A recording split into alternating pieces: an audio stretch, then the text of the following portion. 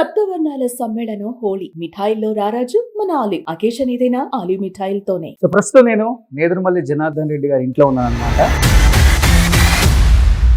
రాజలక్ష్మి గారి గురించి మీ అందరికి చెప్పనక్కర్లేదు. వైఎస్ రాజశేఖర రెడ్డి గారి హయాంలో పొదుపు లక్ష్మి అనే ఒక పేరు తెచ్చుకున్నారు. ఆ పొదుపు సంఘం వచ్చిన తర్వాత ఆడవాళ్ళకి నిజంగా చెప్పాలంటే చాలా అంటే చాలా అవేర్నెస్ వచ్చిందండి. ఈ రోజు మహిళ అనే అన్నిట్లోనూ ముందంజ.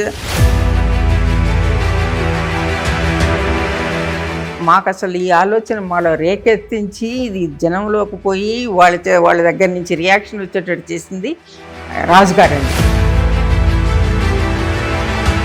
కేసీఆర్ గారు ముఖ్యమంత్రిగా ఉన్నప్పుడు కూడా జనార్దన్ రెడ్డి గారిని చాలా పొగిడారు. సైబర్ టవర్స్ పునాది చేసింది ఎవరండి? ఎన్ జనార్దన్ రెడ్డి, మాజీ ముఖ్యమంత్రి, స్వర్గీయ ముఖ్యమంత్రి. ఇది ఫ్యాక్ట్. అది చెప్పుకోవడంలో ఎప్పుడు మీరు ఫెయిల్ అయ్యారు కదా? మేము ఫెయిల్ అయ్యాం.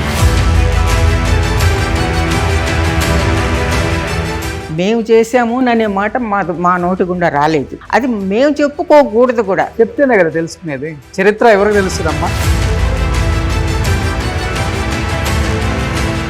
ఎంతో మందికి రాజకీయ ప్రవేశాన్ని కల్పించింది జనార్దన్ రెడ్డి గారు. నిన్ను తెచ్చింది నేనే కదా అనే మాట మా నోటి గుండా రాలేదు.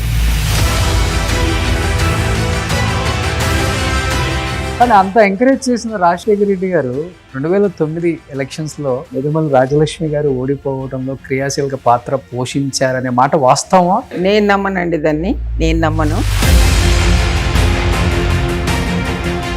చంద్రబాబు గారిని మీరు దగ్గర నుంచి చూసిన రోజులు అవన్నీ మీకు సంబంధించిన నాయకుడే కాబట్టి ఆయన గురించి ఏం చెప్తారు? చంద్రబాబు గారు తీసుకున్న డిసిషన్స్ కానీ అది అందరికీ జగమెరిగిన సత్యం. అది ఒకరు చెప్పాల్సిన పని లేదు. ఒక రకంగా చెప్పాలంటే చంద్రబాబు గారు జనార్దన్ రెడ్డి గారు ప్రియ శిష్యుడు. ఆయన్ని రాజకీయాల్లోకి తెచ్చింది జనార్దన్ రెడ్డి గారే. స్టేట్ ముందుకు తీసుకెళ్లటంలో జనార్దన్ రెడ్డి గారు తీసుకున్న కొన్ని డిసిషన్స్ చెప్పాలంటే గొప్పవని చెప్పొచ్చు. అలాంటి గొప్ప వ్యక్తిని కూడా చంపేయాలి అన్న ఒక టార్గెట్ మావోయిస్టులు చేశారు. రిమోట్ కంట్రోల్ కారు పేల్చాలని చూశారు కదా. మేమిద్దరము ప్లస్ మా సెక్యూరిటీ ఆఫీసర్ ముగ్గురం ఉన్నాము. వెళ్తూ ఉంటే ఉన్నట్టుండి ఒక సౌండ్ వచ్చేసింది.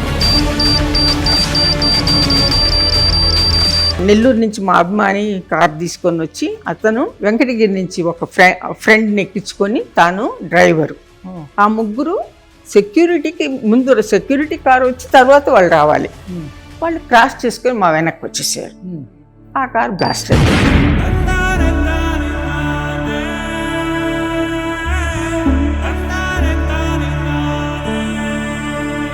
చనిపోవడం అంటే అట్ట ఇట్ట కాదండి, భయంకరమైనటువంటి సావు పాపం.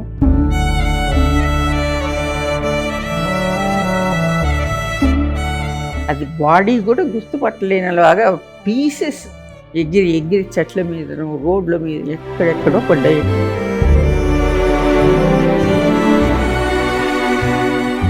జస్ట్ మా వెనక్ కార్ కంప్లీట్ బ్లాస్ట్ అయింది. లేదంటే మా కార్ అవ్వాలి.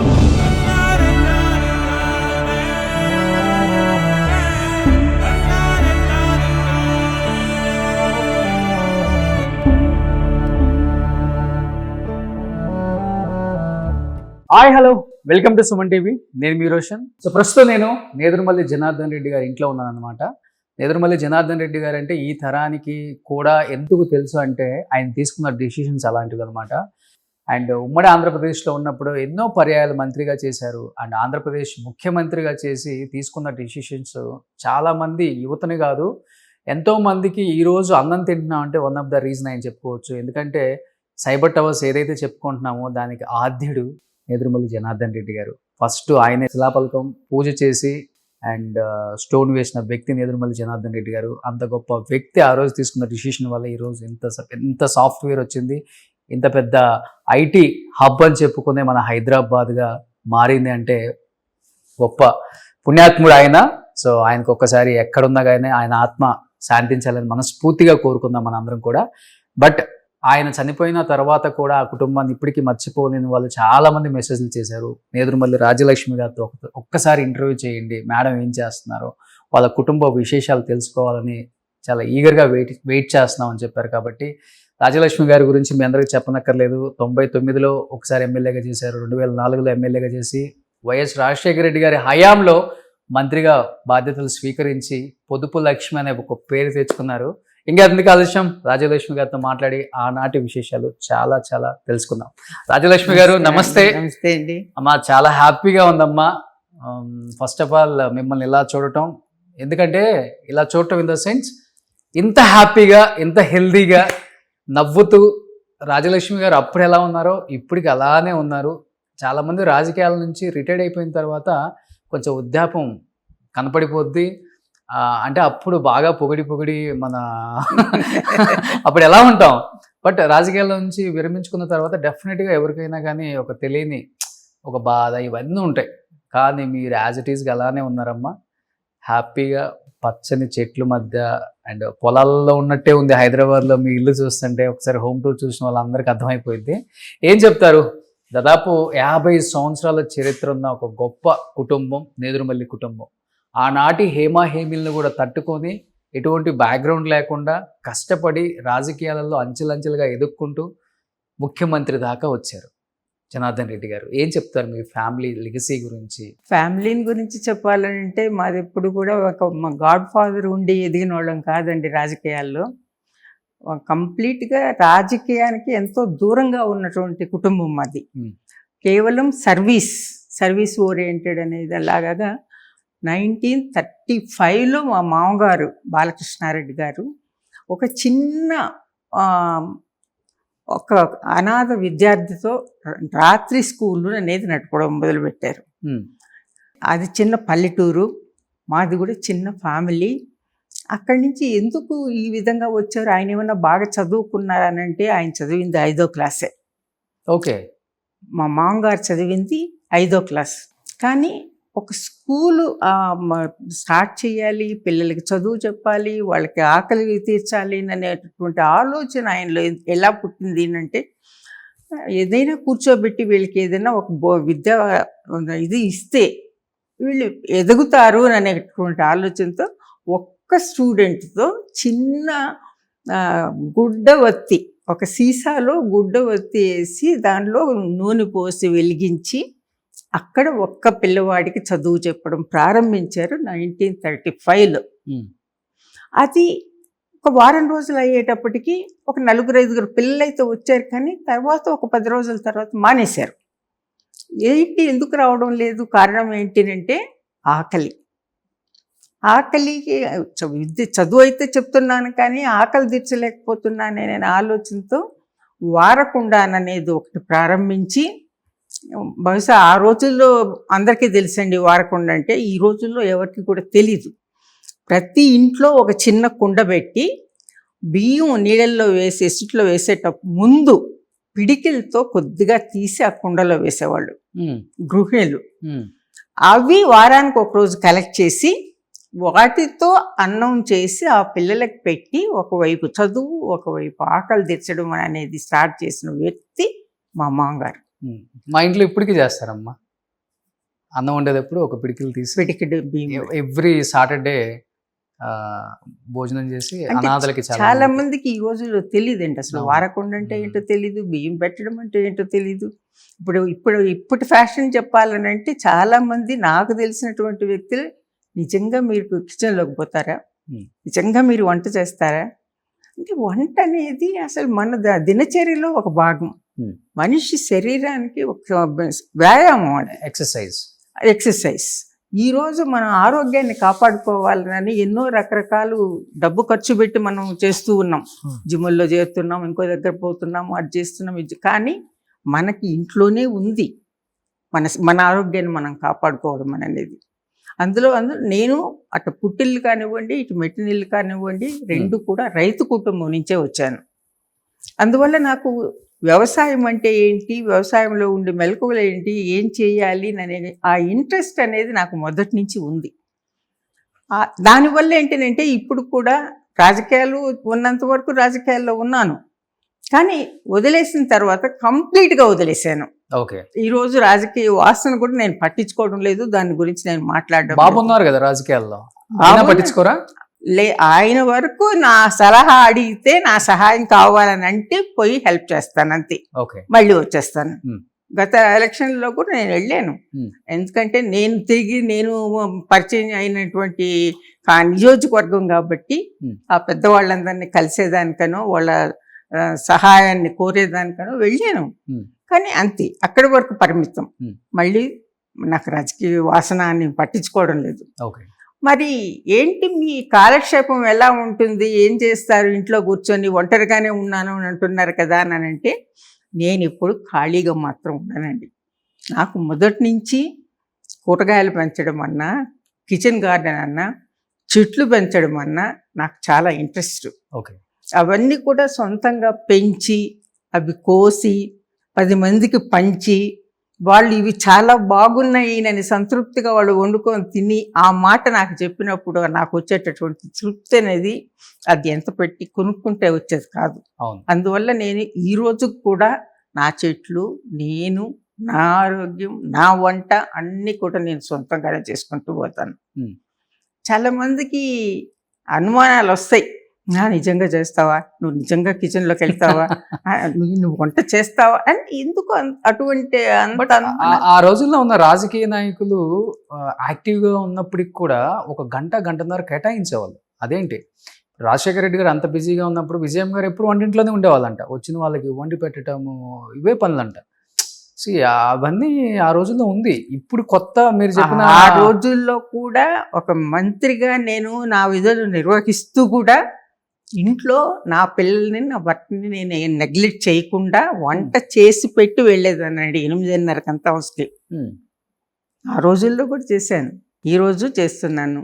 నా రహస్యం ఏంటి, మీరు యాక్టివ్గా ఉన్నారే, ఇంకా రావచ్చు కదా, ఎందుకు రిటైర్ అయినారు అంటే నా రహస్యం అంతా నా చేతుల్లోనే ఉందండి. చెట్లు, నా పని, నా వర్క్, లేజీగా కూర్చోవడం అనేది కానీ టైంని వృధాగా ఖర్చు పెట్టడం అనేది చేయను.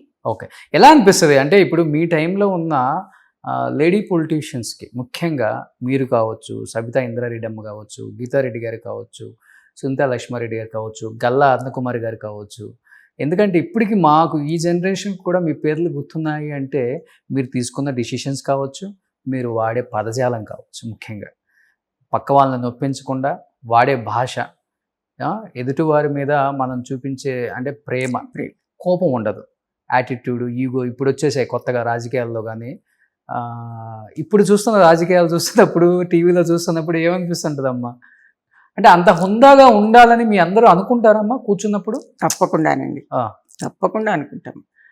ఎదుటి వ్యక్తి మనల్ని గౌరవించాలి అని అనుకున్నప్పుడు మన ప్రవర్తన ఎలా ఉండాలి, మన మాట ఎలా ఉండాలి, మన పలుకు ఎలా ఉండాలి అనేది తప్పకుండా ఆలోచించాలి.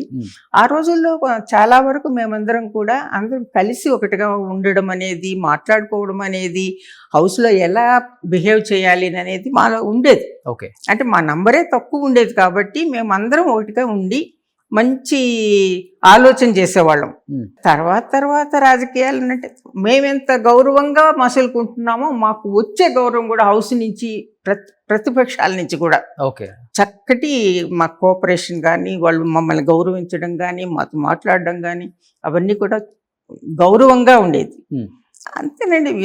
కాలం మారుతూ ఉంది, రాజకీయాలు మారుతూ ఉన్నాయి, ప్రవర్తన మారుతూ ఉంది, భాష మారుతూ ఉంది, మాట మారుతూ ఉంది. ఈ మార్పు అనేది ఏంటంటే కొంచెం చులకన భావము ఎక్కువ అవుతుందేమో అనే ఆలోచన అయితే మాలాంటి సీనియర్లకు వస్తూ ఉంది. ఓకే. ఇది మారితే బాగుంటుంది, ఎందుకు ఇంత నోరు ఎందుకు లూజ్గా మాట్లాడాలి, కొంచెం జాగ్రత్తగా మాట్లాడవచ్చు కదా, జనంలోకి వెళ్తుంది కదా మన వాయిస్, జనం ఎందుకు మనల్ని ఎలక్ట్ చేసి పంపించినారు, వాళ్ళ వాయిస్ మనం వినిపించేదానికి ఇక్కడికి పంపించారు. దాని వరకు మనం న్యాయం చేస్తున్నామా లేదా అనేది ఒక్కసారి ఆలోచించుకుంటే మనం చేసేది కరెక్ట్ అవునా కాదా అనేది తెలుస్తుంది. ఓకే. అందువల్ల పేపర్ చూసినా, వార్తలు విన్నా, ఏదైనా చేసినప్పుడు ఇది లేకుండా ఉంటే బాగుండేమో, ఇంకొంచెం జాగ్రత్తగా ఉంటే బాగుండేదేమో, లేదు మన గౌరవాన్ని మనం కాపాడుకుంటూ మాట్లాడితే బాగుంటుందేమో అనే ఫీలింగ్ మాకు ఇప్పుడు వస్తుంది. చెప్పాలంటే చాలామంది సీనియర్ రాజకీయ నాయకురాలు అందరూ కూడా ఆ గౌరవం హుందాగా లేదు, మనకు వద్దు అనుకొని విరమించుకున్న వాళ్ళే ఎక్కువ మంది ఉన్నారు చెప్పాలంటే. ఎందుకు అవసరమా, మంచి మంచి పదవులు అధిరోహించాము, చేసాము. మంచి లీడర్స్ దగ్గర వర్క్ చేసాము, మంచి సీఎంల దగ్గర పనిచేసాము, ఇప్పుడు పనిచేసి వీళ్ళ చేత అనిపించుకోవటం, అంటే అంటే కొడుకుల వయసు ఉంటుంది అలాంటి వాళ్ళ చేత, కూతుర్ల వయసు ఉంటుంది వాళ్ళ చేత. అంతేకాదులేండి, కొత్త తరానికి కూడా అవకాశం ఇవ్వాలి కదా. మనమే కూర్చొని ఉంటే ఇంక వాళ్ళు వచ్చేది ఎప్పుడు వస్తారు? ఇప్పుడు అధికారులు ఒక ఉద్యోగం చేసే అధికారులకి ఒక రిటైర్మెంట్ ఏజ్ అనేది పెట్టారు, కానీ రాజకీయ నాయకుడికి రిటైర్మెంట్ ఏజ్ లేదు లేదు. కానీ కొత్త తరానికి కూడా అవకాశం ఇవ్వాలి, వాళ్ళు కూడా వాళ్ళ నడవడికి ఎలా ఉంటుందో చూడాలి, సలహా కూడా ఇవ్వాలి. కానీ సలహాను కూడా పట్టించుకునే వాళ్ళు లేరు ఈ కాలంలో అనేది కూడా అనిపిస్తూ ఉంటుంది మాకు. అవును. ఎవరు మీతో స్నేహపూర్వకంగా బాగా ఉండేది అప్పుడు? అంటే మా టర్మ్లో అందరం చాలా బాగుండేవాళ్ళం అండి. హౌస్లో కానీ హౌస్ బయట కానీ ఎక్కడైనా కూడా అందరం కూడా చాలా మంచిగా, చాలా బాగా మంచి సలహాలు ఇచ్చుకుంటూ, మంచి ఏదైనా సూచన అనేది కానీ, హౌస్లో ఒకరికొకరు కోఆపరేట్ చేసుకోవడం అనేది కానీ అన్నీ కూడా చాలా బాగుండేది. ఫ్రెండ్లీగా ఒకళ్ళంటే ఫ్రెండ్లీగా అందరూ ఫ్రెండ్లీ టచ్ లో ఉండేవాళ్ళు అందరూ. గల్లాద్ గారు టచ్ లో ఉంటారా? అందరూ టచ్ లో ఉంటారు. అందరం అప్పుడప్పుడు కలుస్తూ ఉంటాము, మాట్లాడుకుంటూ ఉంటాము ఫోన్లు. ఎప్పుడో ఒక దగ్గర చిన్న, మాకేమి కిట్టి పార్టీలని కాదు కానీ ఎప్పుడైనా ఒకసారి కలుసుకునేది అయితే. మీకు రీయూనియన్ ఉంటుంది అప్పుడప్పుడు? మీ ఇంట్లోనే పెట్టుకోవచ్చు శుభ్రంగా. అదే చెప్తాను కూడా, నా చేతి వంటతో మీకు భోజనం పెడతాను, ఇంటికి రండి అని చెప్తాను. Wow, super. బట్ అమ్మ, ఇప్పుడు రాజశేఖర్ రెడ్డి గారి దగ్గర నుంచి నేర్చుకున్నది ఏంటో ఏమని చెప్తారు, ముఖ్యంగా మహిళా నాయకులు? ఎందుకంటే వినాలని నాకు ఎక్కువ ఉంది. ఆయన ఇచ్చే గౌరవం, ఆయన ఇచ్చే ఇంపార్టెన్స్ ఎక్కువ ఉండేది అని చెప్తుంటారు అందరూ. ఇంపార్టెన్స్ ఇచ్చేవాళ్ళండి, గౌరవించేవాళ్ళు. ముందు ఒక మాట చెప్పాలంటే కూడా మేము సొంతంగా మా అన్న దగ్గరికి పోతున్నాము అనే ఫీలింగ్తో పోయి చెప్పగలిగిన చనువు ఉండేది ఆ రోజుల్లో. ఓకే. ఆయన కూడా స్వీకరించేవాళ్ళు. మేము ఏదైనా చెప్తే అది జరుగుతుందా లేదా అనేది వేరే విషయం, కానీ చెప్పేది మాత్రం వినేదానికి టైం ఇచ్చేవాళ్ళు. ఓకే. అందువల్ల ఏంటంటే మాకు కూడా ఏదైనా కలిసి మాట్లాడాలా అనేటువంటి ఆలోచన ఉండేది. మమ్మల్ని అందరూ బాగా ప్రోత్సహించారండి ఆ రోజుల్లో. మాకు ఇవ్వాల్సిన గౌరవం దక్కింది, మాకు ప్రోత్సాహం వచ్చింది. మేము రాజకీయాల్లో మనం ఈ సమయాన్ని మనకి ప్రజలు ఇచ్చిన దానికి మనం న్యాయం చేస్తున్నాము అనేటటువంటి ఆలోచన కూడా మాకు వచ్చింది. ఓకే. ఇప్పుడు రాజశేఖర రెడ్డి గారి కన్నా ముందు మీ వారు ముఖ్యమంత్రి ఉమ్మడి ఆంధ్రప్రదేశ్కి. ఎక్స్పెక్ట్ చేశారా నేదురుమల్లి జనార్దన్ రెడ్డి గారు? ఎందుకంటే కాంగ్రెస్ పార్టీ అంటేనే ఏదైనా రాష్ట్రంలో అధికారంలోకి వస్తే ఎనవలప్ కవర్లో ఎవరి పేరు వస్తుందో కూడా తెలియదు చివరిదాకా. అది ఇప్పటికి కూడా చూస్తూనే ఉన్నాం. మొన్న కూడా ఎలక్షన్స్ అప్పుడు రేవంత్ రెడ్డి గారి పేరు 8 days 9 days తర్వాత అనౌన్స్ చేశారు. బట్ మీ వారి రియాక్షన్ ఏంటి, మీ రియాక్షన్ ఏంటి ముఖ్యమంత్రి అని అనౌన్స్ చేయగానే? ఆ రోజుల్లో రియాక్షన్ చెప్పగలిగినంత పరిపక్వత నాకు లేదండి రాజకీయాల్లో. ఆయనతో కూడా వెళ్ళి కావాల్సినటువంటి సహాయం చేసేదాన్నే, కానీ ఎలక్షన్లో అంతా ఒకవైపు నేను చూసుకుంటే ఒకవైపు ఆయన చూసుకుంటే అలా తనకు టైం లేని దగ్గర అంతా కూడా నేను కవర్ చేస్తూ ఉంటే అది చేసేదానే, కానీ అంత పరిపక్వత నేను సలహా ఇచ్చాను లేకపోతే ఎలా ఫీల్ అయ్యాను ఆ రోజుల్లో నాకు లేదండి. యాక్టివ్ పాలిటిక్స్ లో నేను లేను. తెర వెనకున్నాను కానీ తెర ముందుకు రాలేదు. తెర వెనకున్న వాళ్ళకి అంత తెలుసు అంటారు. కానీ అప్పుడు హేమీలు ఉన్నారు కదా జనార్దన్ రెడ్డి గారి పీరియడ్లో. కేవలం ఆ మత కల్లోలాల వల్లే మరి జనార్దన్ రెడ్డి గారు దిగాల్సి వచ్చిందా, లేకపోతే వేరే వేరే కారణాలు కూడా ఉన్నాయి అమ్మ? ఈ కారణాలు ఉన్నాయో నాకైతే సరిగ్గా తెలియదండి. ఆ రోజుల్లో ఏం జరిగిందో కూడా తెలియదు, తెలుసుకునేటటువంటి అవకాశం నాకు లేదు. అంటే అంత పరిపక్వత లేదు నాకు రాజకీయాన్ని గురించి. ఆ రోజుల్లో ఏం జరిగింది, ఎవరు ఎలా ఉన్నారు, ఎవరి రియాక్షన్ ఏంటి, ఎవరు ముందుకు వస్తే ఎవరు వెనక్కి లాగుతారు అనేది అవన్నీ నాకు తెలీదు. ఎక్కడైనా కూడా నా అవసరం ఉంది ఒక నియోజకవర్గంలోనంటే అక్కడ వరకు వెళ్ళి నేను మా చక్క పెట్టుకొని వచ్చానే, కానీ రాజకీయాల్లోకి మాట కూడా మేమిద్దరం కలిసి రాజకీయాన్ని గురించి మాట్లాడింది లేదు. ఓకే. అప్పుడంతా నేను తెర వెనకే ఉన్నాను. ఇలా అంటే టఫెస్ట్ సిచ్యువేషన్స్ అని చెప్పొచ్చా ముఖ్యమంత్రిగా ప్రమాణ స్వీకారం చేసిన తర్వాత? లేకపోతే అవలీలగా నేను ఏదైనా చేయగలను, ముందుకు తీసుకెళ్ళగలను క్యాడర్ని? ఏది అవలీలగా రాదండి ఎవరికైనా కూడా. ఒక అవకాశం రావాలి, ఒక కష్టపడాలి, గుర్తింపు రావాలి, Hmm. అది జనంలో నుంచి ముందు రావాలి, జనం వచ్చిన తర్వాత నాయకుడిగా గుర్తింపు రావాలి, ఆ తర్వాత అధిష్టానం మెచ్చాలి. Hmm. ఇవన్నీ అయిన తర్వాతనే వస్తుంది ఏదైనా కూడా. ఓకే. అందువల్ల కింది స్థాయి నుంచి కష్టపడి ఎదిగిన వ్యక్తే కానీ జనార్దన్ రెడ్డి గారు అయాచితంగా మాత్రం ఏ పదవులు ఆయనకి రాలేదు. ఓకే. కానీ అప్పుడు అందరు మనసు అయితే దోచుకున్నారు. ఆయన మనసు ముఖ్యమంత్రి అయిన దోచుకున్నారు. తర్వాత కేవలం మనసు దోచుకోవడం కాదు, ఈ రోజు చెప్పాలి అంటే ఇప్పుడుండే రాజకీయ నాయకుల్లో కానివ్వండి, లేదు మాజీలా ఉన్నవాళ్ళ వీళ్ళందరిలో కూడా ఎంతో మందికి రాజకీయ ప్రవేశాన్ని కల్పించింది జనార్దన్ రెడ్డి గారు. ఓకే. అది నేను ఈ రోజు కూడా నాకు అంత పరిపక్వత లేని రోజుల్లో కూడా ఎవరెవరికి ఎక్కడ ఏ జిల్లా ఏ వ్యక్తి ఈయన ద్వారా లబ్ధి పొందినారు అనేది చెప్పగలిగినటువంటి శక్తి ఆ రోజు కూడా ఉండింది నాకు. ఓకే. కానీ ఎప్పుడు చెప్పుకోలే. ఎప్పుడు చెప్పుకోలేదు. నిన్ను తెచ్చింది నేనే కదా అనే మాట మా నోటి గుండా రాలేదు. ఓకే. చేశాము అంతే, ఫినిష్. ఇంక దాని గురించి మళ్ళీ పదే పదే నీకు నేనే కదా చేశాను, నీకు సహాయం పడింది నేనే కదా, నిన్ను రాజకీయాల్లోకి తెచ్చింది నేనే కదా అనే మాట మా నోటి గుండా ఎక్కడ జనంలోకి వెళ్ళలేదు. ఓకే. కానీ మాకు తెలుసు Okay. ఎవరెవరికి ఒక రాజకీయ ప్రవేశాన్ని ఇచ్చాము అనేది ఎంట్రీ, అది మాత్రం నాకు తెలుసు. సో ఇప్పుడు వాళ్ళు ఆ కృతజ్ఞత భావంతో ఉంటారా లేకపోతే అది అది వాళ్ళకే వదిలేయాలి. వాళ్ళకి దాని గురించి మనం ఎలా చెప్పగలం? మీరు ఉండాలి అని వాళ్ళకి చెప్పలేము, ఉన్నారా లేదా అనేది బేరీ చేసుకుంటూ కూర్చోలేము. అయిపోయింది అంతే. ఓకే. బట్ అప్పుడులో వాళ్ళు ఎదిగినందువల్ల మాకు కూడా సంతోషం. మన ద్వారా ఇంతమంది ఎదిగినారు కదా, జనంలోకి వచ్చారు కదా, జనానికి మేలు చేసేవాళ్ళు ఉండొచ్చు, మేలు చేయాలనే ఆలోచన లేని వాళ్ళు ఉండొచ్చు. కానీ వాళ్ళని కూడా ఒక అవకాశం కల్పించింది మాత్రం జనార్దన్ రెడ్డి గారు. కానీ అప్పుడులో ఈ శాసనసభ్యుల మనసు దోచుకోవడానికి జనార్దన్ రెడ్డి గారు ఈ టెలిఫోను అలౌన్స్లని, లేకపోతే వాళ్ళు వెహికల్స్ తీసుకోవాలంటే తక్కువ రుణాలు ఇప్పించటం, ఇలాంటివి మంచి మంచి చేశారండి. ఎమ్మెల్యేలు మొత్తాన్ని ఆయన వైపు తిప్పుకునే వాళ్ళు. ఎమ్మెల్యేలు అలా ఇస్తే అది ఒక లంచం కింద వస్తుంది. లంచం అని అనలేదు, నేను కూడా అనడం లేదు, లంచం కాదు. కానీ అలా ప్రలోభ పెట్టి చేసింది మాత్రం లేదు.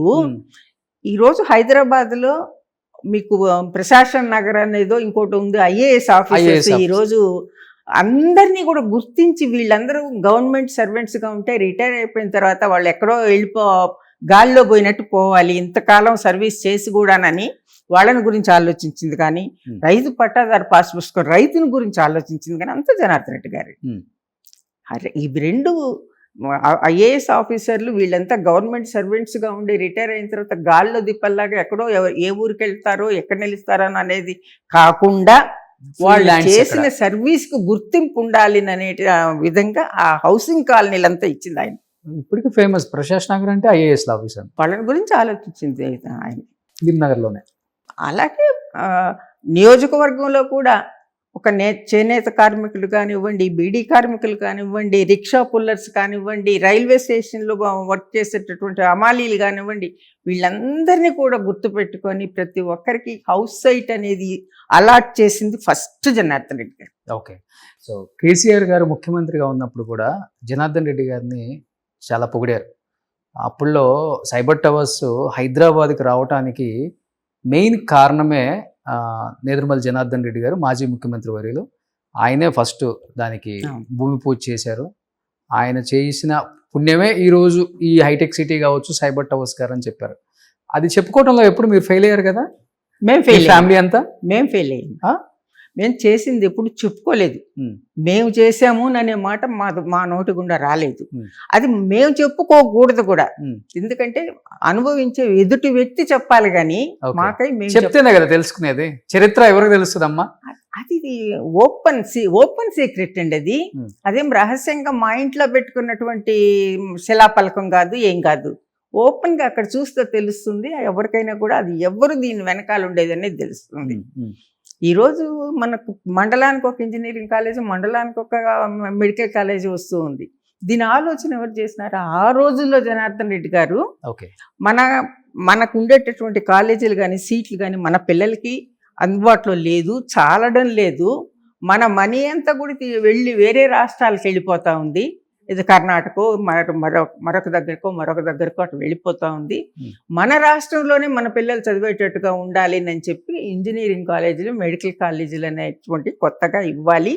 అందులో కూడా అడ్మిషన్ ఏ పద్ధతిలో ఉండాలి, గవర్నమెంట్ హ్యాండ్ ఓవర్లో ఎన్ని ఉండాలి, ప్రైవేట్గా ఎన్ని ఇవ్వాలి, ఇవన్నీ కూడా ఆలోచించి ఫ్యూచర్ని దృష్టిలో పెట్టుకొని ఆలోచన చేసి లిమిటెడ్ నంబర్ శాంక్షన్ చేయాలి నేను చేసిన ఆలోచన ఆ రోజు తప్పుదారి పట్టింది.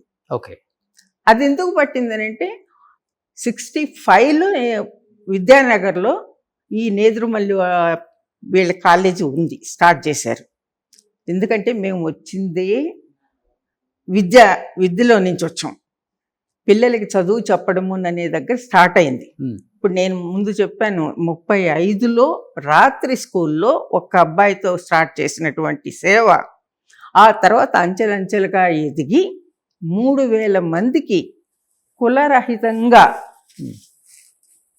ఉచిత విద్య, ఉచిత భోజనం ఇవన్నీ కూడా మేము నడిపాం. ఈ నడిపినప్పుడు ఏంటంటే ఆ ఎడ్యుకేషన్ డిపార్ట్మెంట్లో దాంట్లో మమేకం అయిపోయాం.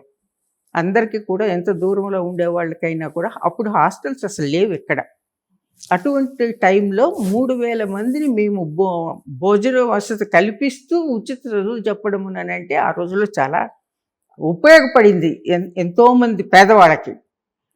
అక్కడి నుంచి వచ్చాం కాబట్టి ప్రతి ఒక్కరికి ఏంటంటే మాకు డెడికేషన్ అనేది ఆటోమేటిక్గా అలవాటైపోయింది. ఓకే, ఒక తప్పనిసరిగా ఇది మనం చెయ్యాలి, స్వార్థరహితంగా నిస్వార్థంగా చెయ్యాలి అనేది. అది మా ఫ్యామిలీ మాకు ఇచ్చినటువంటి ఆస్తి, ప్రతి ఒక్కరికి ఇచ్చారు. మేము కోడళ్ళగా ఆ కుటుంబంలో ఎంటర్ అయినా, ఆ కుటుంబంలో ఉండే పిల్లలకైనా మొట్టమొదటి నుంచి మా మామగారు ఇచ్చినటువంటి ఆస్తి అది. నువ్వు ఈ సర్వీస్ చేయాలి, నువ్వు ఈ బాధ్యత నెరవేర్చాలి, నువ్వు ఈ పని చేయాలి అనే విధంగా. అందువల్ల మేమందరం కూడా ఆ చదువు పిల్లలకి సర్వీస్ అనే దాంట్లో నుంచి, ఆ సర్వీస్ అనే దాంట్లో నుంచి వచ్చాం. ఎంతమంది మొత్తం సంతానం? 11 మంది అండి. అంటే మా మామగారు వాళ్ళు, మా మామగారు వాళ్ళు 11 మంది.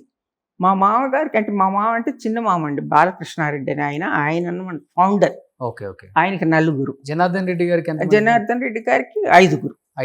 3 అన్నదమ్ముళ్ళు, 2 చెల్లెళ్ళు. మన యాక్టర్ చిన్న గారి అమ్మ ఒక చెల్లెలా? కాదండి, కజిన్, ఫస్ట్ కజిన్. ఓ, ఫస్ట్ కజిన్. జనార్దన్ రెడ్డి గారి చిన్న ఆయన కూతురు. ఆమె చిన్న ఆయన కూతురు, అదే సొంతం చిన్న ఆయన కూతురు. అదే మొన్న ఇంటర్వ్యూ చెప్పినప్పుడు అన్నారు ఆయన, ఎప్పుడు కూడా నేను సపోర్ట్ తీసుకోకుండా నేను స్వతహాగా సినిమా ఇండస్ట్రీకి వచ్చాను. నేను మా మామగారు నాకు చాలా గౌరవం ఇచ్చేవాళ్ళు. రోజు క్యాబినెట్ నిలబెట్టి ఎవరో తెలుసా అంటే యాక్టర్ చిన్న, లేదు మా మేనల్లుడు, నా చెల్లెల కొడుకుని గర్వంగా చెప్పుకున్నారు మా మామ. అంటే చాలా హ్యాపీ అనిపించిందని చెప్పారు ఆయన. మొన్నే తెలిసింది అది కూడా బయటపడటం. కానీ అమ్మా, ఇప్పుడు చాలా మంచి పనులు చేశారు, మంచి డిసిషన్స్ తీసుకున్నారు. ఒక స్టేట్ని ముందుకు తీసుకెళ్లటంలో జనార్దన్ రెడ్డి గారు తీసుకున్న కొన్ని డిసిషన్స్ చెప్పాలంటే గొప్పవని చెప్పొచ్చు. అలాంటి గొప్ప వ్యక్తిని కూడా చంపేయాలి అన్న ఒక టార్గెట్ మావోయిస్టులు చేశారు. ఐ థింక్ మీరు కూడా కార్లో ఉన్నారనుకుంటా ఆ రోజు. మావోయిస్టులు వెనకాల ఇంకెవరైనా చేసినారు, అదైతే మనం రిమోట్ కంట్రోల్ కారు పేల్చాలని చూశారు కదా. ఏం జరిగింది అసలు ఆ రోజు? ఏం జరిగింది చెప్పగలిగినంత టైం లేదండి అక్కడ. ఆ రోజు తిరుపతిలో డాక్టరేట్ ఇస్తాము అంటే ఆ డాక్టరేట్ ఇచ్చే కార్యక్రమానికి అందరం కలిసి బయలుదేరుతూ ఉన్నాము. పొద్దున్నే ఇంటి దగ్గర నుంచి అందరం బయలుదేరాము. అభిమానులందరూ కూడా ఇంటికే వచ్చారు, ఒక ర్యాలీగా పోవాలనే ఆలోచనతో. దాదాపుగా ఒక 50-60 కార్లు ఆ రోజు. ఫస్ట్ సెక్యూరిటీ గార్డ్ వెళ్తున్నారు, తర్వాత సెక్యూరిటీ వెళ్తుంది, తర్వాత మా కారు ఉంది, నేనున్నాను కారులోనే. మేమిద్దరము ప్లస్ మా సెక్యూరిటీ ఆఫీసర్, 3 ఉన్నాము. వెళ్తూ ఉంటే ఉన్నట్టుండి ఒక సౌండ్ వచ్చేసింది. నేను పేపర్ చదువుతూ ఉన్నాను, మా వారు వింటూ ఉన్నారు కార్లో. ఎప్పుడు అది అలవాటే, కార్లో కూర్చున్న తర్వాత ఒక్కొక్క పేపర్ నేను చదువుతూ ఉంటే ఆయన వింటూ ఉంటారు. ఓకే, జనరల్గా ఆ రోజు కూడా నేను అలాగే చదువుతూ అసలు ఎక్కడున్నాము, ఎక్కడ క్రాస్ అయినాము అని కూడా నేను చూడలేదు. సడన్గా ఒక సౌండ్ రావడము, కారు ఆగడము, తర్వాత వెంటనే వెనక ఉండే సెక్యూరిటీ అతను ఇంకొక ఆఫీసర్ వచ్చి దానిలోకి తోసుకొని ఎక్కేసాడు. అంటే మేమిద్దరం వెనకాల ఉన్నాము, డోర్ తీసి నెట్టి ఎక్కేసాడు. ఓకే. వెళ్ళు వెళ్ళు అన్నాడు. వెళ్ళేదేంటో అర్థమేదో శబ్దమేంటో అసలు ఏం అర్థం కాలేదు. కానీ నాకు వెనక మాత్రము చిన్న చిన్న రాళ్ళు, ఇసుక, అటువంటి గ్లాస్ డోర్కి తగిలిన అది మాత్రం నాకు తెలుస్తూ ఉంది. మా కార్కి ఓకే. జంప్ చేసేసినాడు డ్రైవర్. స్పీడ్ పెంచు అన్నాడు వెనక సెక్యూరిటీ. అతను కూర్చొని కూడా లేదు, డోర్ కూడా క్లోజ్ చేయలేదు. అలా ఆల్మోస్ట్ కొంచెం నిల్చున్నట్టుగానే. అసలు ఆలోచించేదానికి కూడా అది ఒక బాంబ్ బ్లాస్ట్ అని కానీ, అక్కడ కార్కి ఇదైందని కానీ ఏమీ తెలియదు. మా వెనకాల ఏంటంటే యాక్చువల్గా సెక్యూరిటీ కార్ ఉండాలి. వాళ్ళని క్రాస్ చేస్తూ మా అభిమానుల కార్ వచ్చేసింది అక్కడికి. ఆ స్పాట్ వచ్చేటప్పటికి నెల్లూరు నుంచి మా అభిమాని కార్ తీసుకొని వచ్చి అతను వెంకటగిరి నుంచి ఒక ఫ్రెండ్ని ఎక్కించుకొని తాను డ్రైవరు. ఆ ముగ్గురు సెక్యూరిటీకి ముందు సెక్యూరిటీ కార్ వచ్చి తర్వాత వాళ్ళు రావాలి. వాళ్ళు క్రాస్ చేసుకొని మా వెనక్కి వచ్చేసారు. ఆ కార్ బ్లాస్ట్ అయిపోయింది. అయ్యో, చనిపోయారు. చనిపోవడం అంటే అట్ట ఇట్ట కాదండి, భయంకరమైనటువంటి సావు పాపం. అభిమానంగా ఒక ఫంక్షన్లో పార్టిసిపేట్ చేయాలని వచ్చి ఆ రోజు ఆ ముగ్గురు ప్రాణాలు పోగొట్టుకోవడం అనేది, అది బాడీ కూడా గుర్తుపట్టలేనిలాగా పీసెస్ ఎగిరి చెట్ల మీద, రోడ్ల మీద ఎక్కడెక్కడో పడ్డాయి అని విన్నాను. చూడలేదు మేము. మమ్మల్ని ఇంక స్పాట్లో ఉంచలేదు, కారు అక్కడ ఆపలేదు. స్ట్రైట్గా తీసుకొచ్చి ముందుగా చిట్టేడు అనే ఊరు ఒకటి ఉంటే అక్కడ ఒక ఇంట్లో ఉన్న వాళ్ళందరినీ కూడా ఖాళీ చేసేసి ఆ రోడ్డు అంతా బ్లాక్ చేసుకొని సెక్యూరిటీ వాళ్ళు మమ్మల్ని అక్కడ లోపల పెట్టేశారు. ఆ తర్వాత తెలుస్తూ ఉంది ఒక్కొక్కటి ఇది బాంబ్ బ్లాస్ట్ అని. నేను అనుకుంటా ఎంత ఇన్నోసెంట్ అంటే ఆ రోజుల్లో నేను బాంబ్ బ్లాస్ట్ అంటే వెనకాళ్ళందరూ బాగుండారు కదా అని అడుగుతున్నా. ఎవరికి ఏం కాలేదు కదా, అందరూ బాగుండారు కదా. తర్వాత అన్ని విషయాలు ఒక్కొక్కటి కావిసాలు రావడం, కలెక్టర్ గారు, ఎస్పీ గారు, వాళ్ళు అందరు రావడం, అప్పుడు వివరాలన్నీ తెలిసినాయి. ఓకే. కానీ మావోయిస్టులని మాత్రం నేను అనుకోనండి. మావోయిస్టులు ఆ రోజు ఎవరో అనుకోలేదు. మావోయిస్టులు వెనకాల ఎవరో ఉంటారు. వేరే రాజకీయ నాయకులు చేయించింది అంటారు. ఎవరో ఒకరి ప్రమేయం లేనిదే ఇటువంటి విషయాలు జరగవు కదండి. ఓకే. ఎందుకు అంత కక్ష ఆయన్ని బాంబ్ బ్లాస్ట్ చేసి? రాజకీయం అంటేనే కక్ష. అదే చాలా మంది ఉన్నారు ఆ టైంలో. కానీ వై జనార్దన్ రెడ్డి గారు ఎస్పెషల్లీ? శత్రుత్వం అనేది మనం చెప్పలేమండి. ఎందుకు వస్తుంది, ఎందుకు పెంచుకున్నారు అనేది మన ఊహకు కూడా అందదు. అంటే రాజకీయంగా మాకన్నా ఇంకా ఎక్కువ ఎదిగిపోతాడు, మేము రాలేము, వస్తే మేము తట్టుకోలేము అన్న కక్ష ఏమన్నా ఉందంటారా? తెలీదండి దాని గురించి నేను చెప్పగలిగినంత. కానీ ఆ స్పాట్ నుంచి బయటపడ్డాక అనుకున్నారమ్మా అమ్మా అసలు తెలీదండి. అసలు ఊహకే రాలేదు, ఏం జరిగింది అనేది తెలీదు. అసలే అదొక అయోమయం అయిపోయింది. ఏం ఆలోచనకి లేదు, ఏం లేదు. ఆ ఇంట్లో తీసుకెళ్ళి దించేంత వరకు కూడా ఏం జరిగింది అనేది తెలీదు. అక్కడికి వెళ్ళి దించిన తర్వాత కార్ బ్లాస్ట్ అయింది అంటే మనుషులు బాగుండారు కదా అంటాను నేను. ఇంకా నా ఎలా చెప్పాలా అనే కారు బ్లాస్ట్ అయింది అంటే వాళ్ళకి ఏం కాలేదు కదా అని అంటున్నాను. మీ వారి రియాక్షన్ ఏంటి అసలుకి? అందరం తెలియని దీనిలోకి వెళ్ళిపోయినామండి. అసలు ఏం ఆయన కూడా తెలియదు. బాంబ్ బ్లాస్ట్ అంటే ఇలా ఉంటుందా అని తర్వాత నిదానంగా విషయాలన్నీ తెలిసిన తర్వాత ఆలోచిస్తుంటే అసలు ఎలా జరిగింది, ఎందుకు పట్టుకోలేకపోయినారు, ఇలా పారిపోయినాడు అని అన్నారు కదా, ఎందుకు పట్టుకోలేకపోయినారు, ఇంతమంది ఉన్నారు, ఇంత సెక్యూరిటీ ఉంది, ప్లస్ రోడ్డు మీదంతా పోలీస్ ఉంది, ఎందుకు చేయలేకపోయినారు అనేది తెలియలే. మేబీ భయపెట్టాలని. కానీ వేరే వాళ్ళు అయితే చనిపోయారు. పెట్టాలనేది ఏం కాదండి. ఇదేంటంటే ఆల్మోస్ట్ మా కార్ డ్రైవర్ తెలివి కొంచెం అక్కడ. వాడేంటంటే ఫస్ట్ పోయే ఎస్కార్ట్ సెక్యూరిటీ వెహికల్ కొంచెం స్లో అవుతుంది. స్లో అయితే మా డ్రైవర్ స్లో అవుతాడు, ఫాస్ట్ అయితే మా డ్రైవర్ ఫాస్ట్ అవుతాడు. అలా అక్కడ ఆ ప్లేస్కి వచ్చేటప్పటికి ముందు కార్ని గమనించి వీడు జంప్ చేసేసాడు. తనకు తెలిసి ముందే ప్లాన్. ఫ్రాక్షన్ ఆఫ్ సెకండ్ అండి జరిగింది. లేదంటే మా బండే వెళ్ళిపోయేది. అది ఎట్ట జంప్ ఆ స్పీడ్ పెంచినాడో ఆ స్పాట్లో, అది డ్రైవర్ ఉన్నాడా డ్రైవర్ ఇప్పటికి? అన్నట్టు ఆ? తమిళన్. ఓకే, తమిళియన్. జస్ట్ మా వెనక్ కార్ కంప్లీట్ బ్లాస్ట్ అయింది, లేదంటే మా కార్ అవ్వాలి. మీరు చేసింది మంచి, మిమ్మల్ని దేవుడు చెప్పాలంటే అని వాస్తవంగా. అనుకుంటామండి మేము కూడా. మనం ఎంతో మంది పేదవాళ్ళకి ఆకలి తీర్చాము, ఉమ్, విద్యాబోధన చేసాము, ఉమ్, వాళ్ళకి అండగా ఉన్నాము. ఏదైనా కూడా మనం ఒక సర్వీస్ ఓరియంటెడ్గానే పనిచేస్తూ ఉన్నాము, మంచి కోరుకుంటున్నాము, అందరికీ చల్లగా ఉండాలా అనేది అని అదే అనుకుంటాం మేము. ఉమ్. మేము చేసినటువంటి సర్వీసే మమ్మల్ని కాపాడింది. వాళ్ళందరి ఆశీస్సులు, వాళ్ళు ఎప్పుడు అమ్మ భోజనం పెట్టావు, ఆకలి తీర్చావు, చల్లంగా ఉండండి అంటుంటారు కదా ఆకలి తీరిన తర్వాత ఎవరైనా.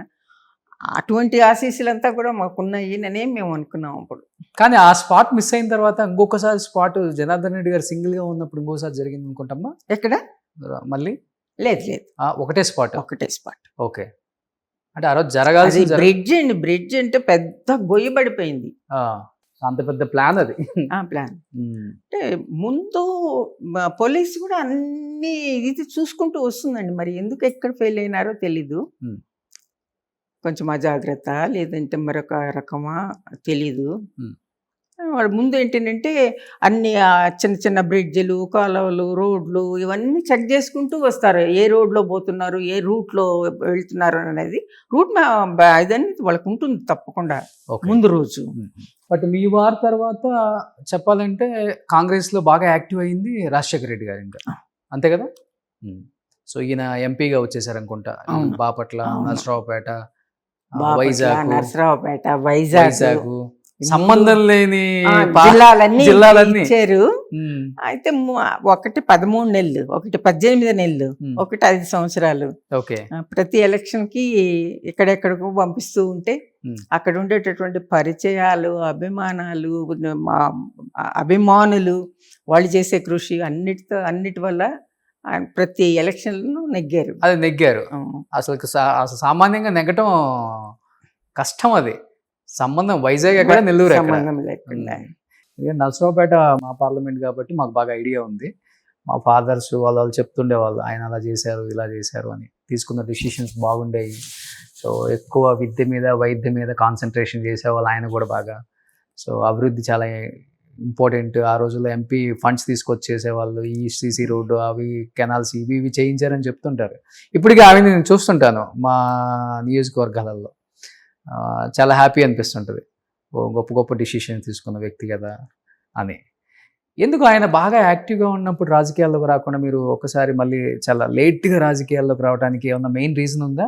నేనండి, అదేం లేదండి. మొదటి నుంచి నాకు పెద్ద రాజకీయం అంటే అసలు ఇష్టం లేదు. ఆయన రాకూడదునని నేను కోరుకోలేదు, కానీ నాకు ఇంట్రెస్ట్ లేదు. ఇంకా తప్పనిసరి అప్పుడు కూడా ఎందుకు వచ్చాను అని అంటే మా నియోజకవర్గ ప్రజల కోరిక ఎక్కువైపోయింది. రెడ్డి గారు ఆయన ఎంపీగా వెళ్ళిపోతూ ఉన్నారు, ఆయన మాకు ఇంకా అందుబాటులో ఉండరు, మీరంటే మాకు ప్రతి ఒక్కరికి, ప్రతి గ్రామం, ప్రతి వ్యక్తి తెలిసినటువంటి పరిచయాలు మీకు ఉన్నాయి, మీరు వస్తే మాకు కొంచెం బాగుంటుంది అని చెప్పి వాళ్ళ ప్రెషర్ వల్ల రావాల్సి వచ్చింది. బట్ ఇప్పుడు మీకు నాకు ఇంట్రెస్ట్ లేదు. ఓకే.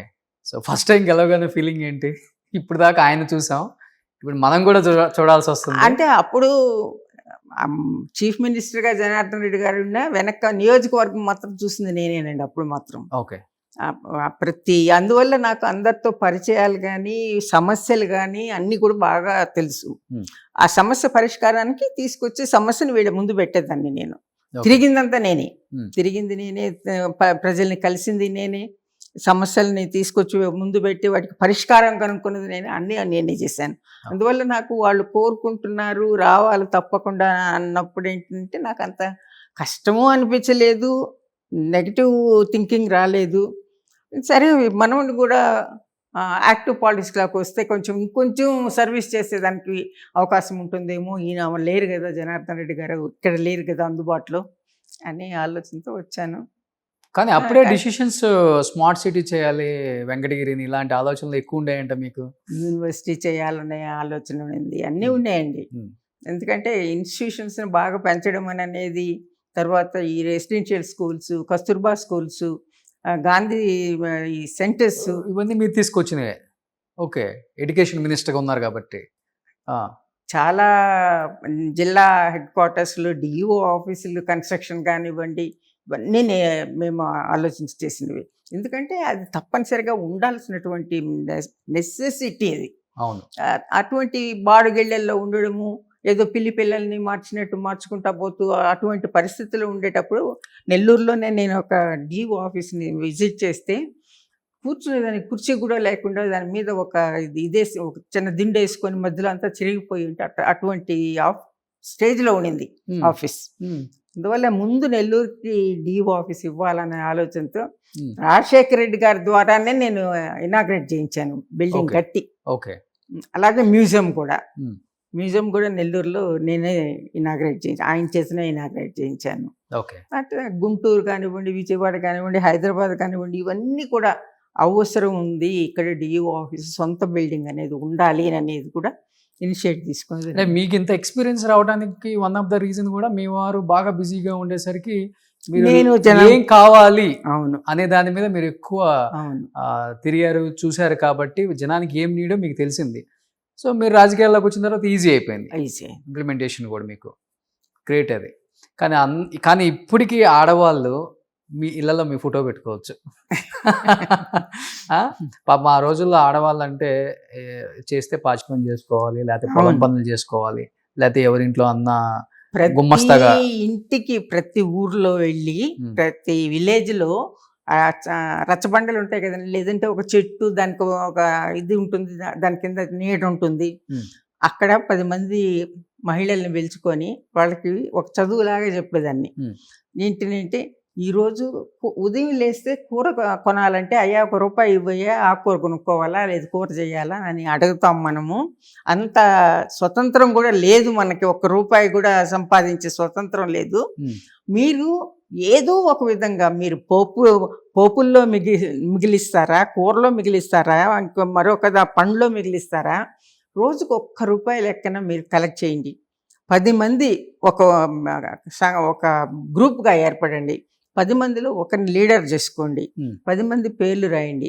10 మంది ఒక్కొక్క రూపాయి లెక్కన రోజుకి ₹30 జమ చేయండి అని మనం ఓనమాలు ఎలా నేర్పిస్తాము చిన్నపిల్లలకి, అలా ప్రతి విలేజ్లో మహిళల్ని మోటివేట్ చేసింది నేను. పొదుపు లక్ష్మి ఈ పేరు. నా పేరు రాజలక్ష్మి. నాకు సహకరించింది శ్రీలక్ష్మి, ఉదయలక్ష్మి, రామలక్ష్మి, రాజలక్ష్మి అండ్ పొదుపు లక్ష్మి. అప్పుడు ఐఏఎస్ ఆఫీసర్లు ప్రకాశం జిల్లా, గుంటూరు జిల్లా, రాజశేఖర రెడ్డి గారి హయాం. అప్పుడంతా నెల్లూరులో ఉన్నారండి, వీళ్ళంతా నెల్లూరులో చేస్తున్నారు, నెల్లూరు జిల్లాలో. అందువల్ల ఆ 4 లక్ష్ములు, మాతో కలిసి 4 లక్ష్ములు ప్లస్ 5 పొదుపు లక్ష్మి. ఓకే. ఆ పొదుపు సంఘం వచ్చిన తర్వాత ఆడవాళ్ళకి నిజంగా చెప్పాలంటే చాలా అంటే చాలా అవేర్నెస్ వచ్చిందండి. ఈరోజు మహిళ అనే అన్నిట్లోనూ ముందంజ, అన్నిట్లో ధైర్యం వచ్చింది. అన్ని ఇందులో ఇది చేయగలము అది చేయలేము అనేటటువంటిది కాకుండా ప్రతిదానికి ముందు ఒక ధైర్యం వచ్చింది మహిళకి. నేను స్వతంత్రంగా ఏ నిర్ణయం అయినా తీసుకోగలను అనేటటువంటి సెల్ఫ్ కాన్ఫిడెన్స్. ఓకే. అది మహిళలో ఈరోజు చాలా అవేర్నెస్ వచ్చింది. చాలా మంది మహిళలు ఈ ఇంటర్వ్యూ చూస్తే ఆమెకి ఒక లైక్, ఒక కామెంట్ చేయకుండా ఉండరు. కానీ రాజశేఖర రెడ్డి గారికి ఈ డిసిషన్ చెప్పగానే ఏమన్నారమ్మా? మమ్మల్ని, మాకు అసలు ఈ ఆలోచన మాలో రేకెత్తించి ఇది జనంలోకి పోయి వాళ్ళ దగ్గర నుంచి రియాక్షన్ వచ్చేటట్టు చేసింది రాజుగారండి. కలెక్టర్గా ఉన్నారు మాకు నెల్లూరులో అప్పుడు, రాజు. ఓకే. కొప్పల రాజు. ఓకే. సో ఆయన వల్ల మీకు కూడా ఆలోచన వచ్చింది? ఫస్ట్ ఆలోచన అయింది. అక్కడి నుంచి స్లోగా స్టార్ట్ చేసాం మేమందరం. సో రాజశేఖర రెడ్డి గారికి కూడా చెప్పగానే ఇమ్మీడియట్గా చేసేసారు. సో ఆయన తీసుకున్న డిసిషన్లో మంచి నిర్ణయాన్ని, ఒక మంచి జనంలోకి పోయి ఇది ప్రజలకు ఉపయోగపడేదాన్ని. ఈరోజు మీరు చూడండి, ఎక్కడైనా కూడా పొదుపు మహిళలు, పొదుపు గ్రూపు, పొదుపు మీటింగు, పొదుపు చెక్ ప్రెజెంటేషను, అన్ని మహిళలకే ఉన్నాయి కదా. అవును. అది ఎక్కడి నుంచి వచ్చిందని అంటే ₹1 పొదుపు దగ్గర నుంచే వచ్చింది ఇదంతా. ఈరోజు కోట్లల్లో ఉన్నారు. అవును. కానీ రాజలక్ష్మి గారు, ఇప్పుడు వైఎస్ రాజశేఖర రెడ్డి గారు తూర్పు అంటే నేదురుమల్లి జనార్దన్ రెడ్డి గారు పడమర అంటారు. వీళ్ళిద్దరికి అస్సలు పడదని చెప్పేసి చెప్తుంటే వింటుంటాం మేము కూడా అక్కడ ఇక్కడ. అలాంటిది రాజలక్ష్మి గారు ఆయన పోర్ట్ఫోలియో అంటే ఆ క్యాబినెట్ లో ఒక పోర్ట్ఫోలియో రాజశేఖర రెడ్డి గారి హయాంలో చేశారు, చేయగలిగారు అంటే ఎలా కుదిరింది అసలుకి? లాస్ట్ లో మళ్ళీ శ్రీ సంక్షేమ చైల్డ్ వెల్ఫేర్ కూడా చేశారు అనుకుంటా, నాకు గుర్తుంది. ఎలా కుదిరింది అంటున్నాను అసలుకి? ఎలా కుదిరిందని ఇంకా రాజశేఖర రెడ్డి గారిని అడగాలండి. రాజశేఖర రెడ్డి కాదు, గారు ఇద్దరు లేనప్పుడు ఇంకా జరిగిపోయినటువంటి దాని గురించి ఈ రోజు మనం మాట్లాడుకోవడం అనేది కూడా ప్రస్తుతం అని నేను అనుకుంటాను. అది ఎలా వచ్చిందో ఏంటో తెలియదండి. ఆ రోజు నేను అసలు హైదరాబాద్ లో లేను, ఢిల్లీలో ఉన్నాను. ఢిల్లీలో ఉండేటప్పుడు నాకు రాత్రి 12 తర్వాత ఫోన్ వచ్చింది. ఈ మధ్య రేపు క్యాబినెట్ ఇది స్వేరింగ్ ఉంది, మిమ్మల్ని మంత్రిగా తీసుకుంటున్నాము, మీరు అటెండ్ అవ్వాలి అని. నేను మార్నింగ్ ఫ్లైట్లో బయలుదేరి వచ్చాను. అయితే దాని ముందు ఏం జరిగిందో, దాని వెనక ఏం జరిగిందో, దాని వెనక ఎవరుండారో, ఎవరు ప్రమేయమో ఇది నేను ఆలోచించలేదు. ఆ రోజుల్లో ఒక అవకాశం వచ్చింది, మనం న్యాయంగా ఉపయోగపడేటట్టు చేద్దామని అనుకున్నాను తప్ప ఇంకేం లేదు. జనార్దన్ రెడ్డి గారి రియాక్షన్ ఏంటి మంత్రిగా అయిన తర్వాత?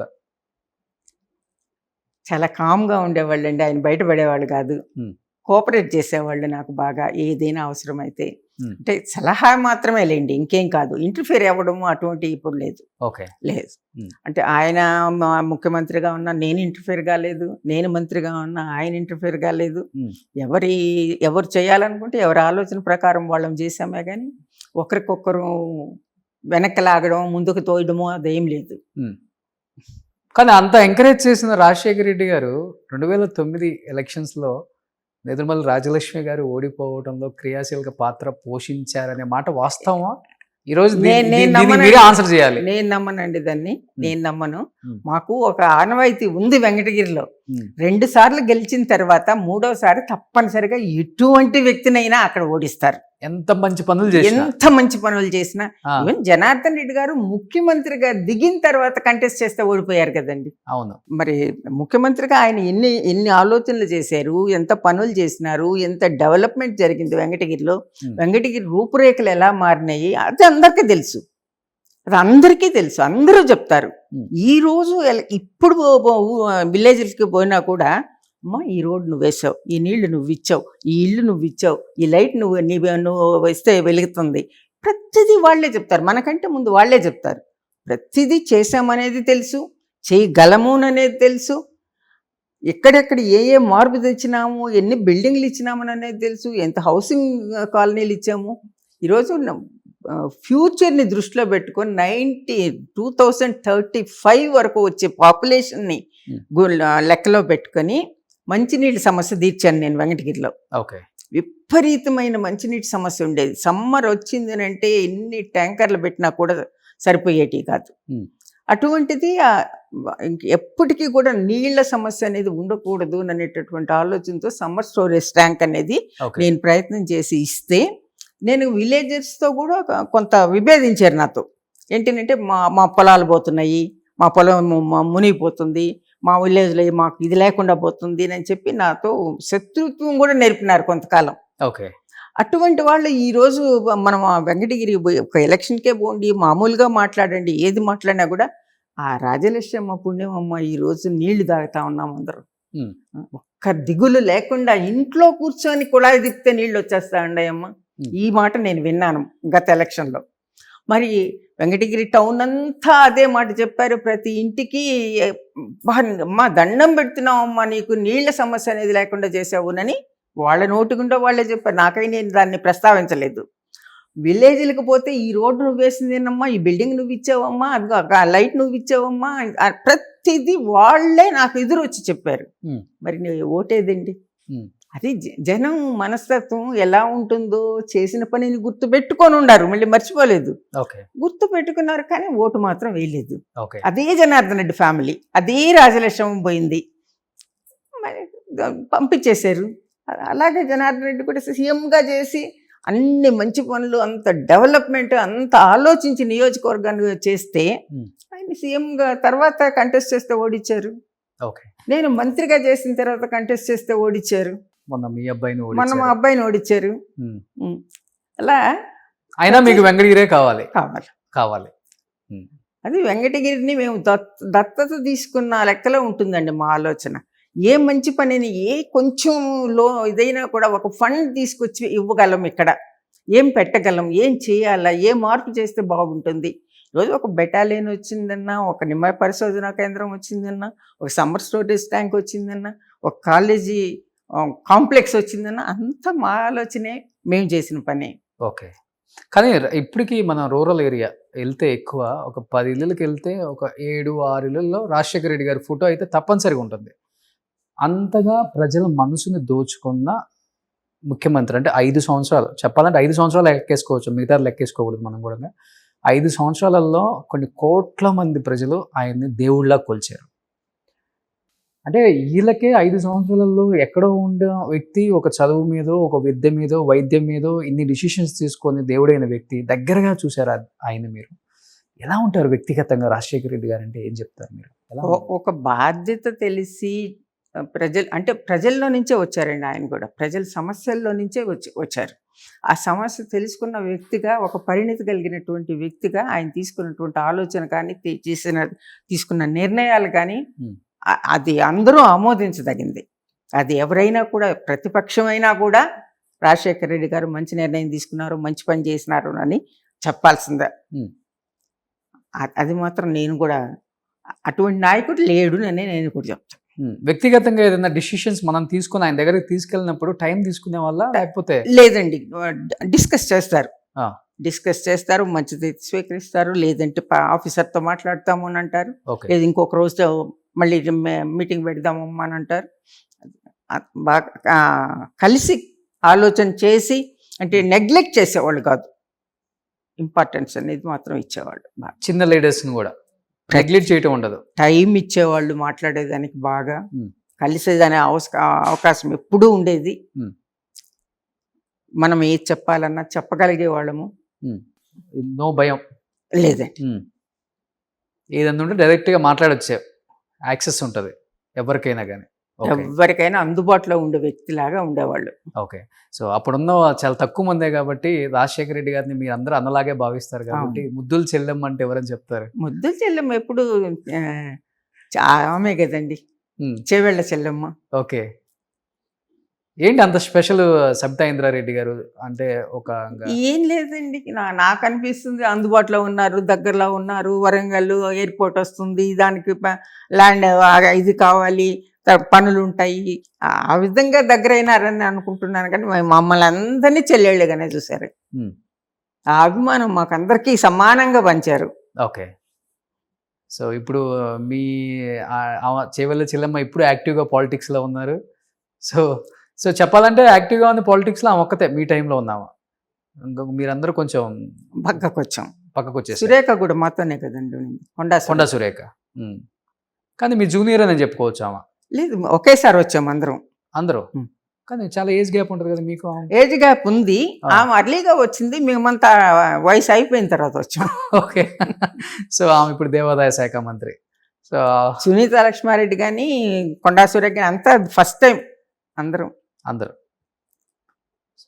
అందరూ చాలా హ్యాపీగా ఉన్నారు ఇప్పుడు, రాజకీయాల నుంచి దూరంగా వచ్చిన వాళ్ళు. నేను చెప్పేది అంటే ఇప్పుడు రాజకీయం అదొక పార్ట్ అండి లైఫ్లో.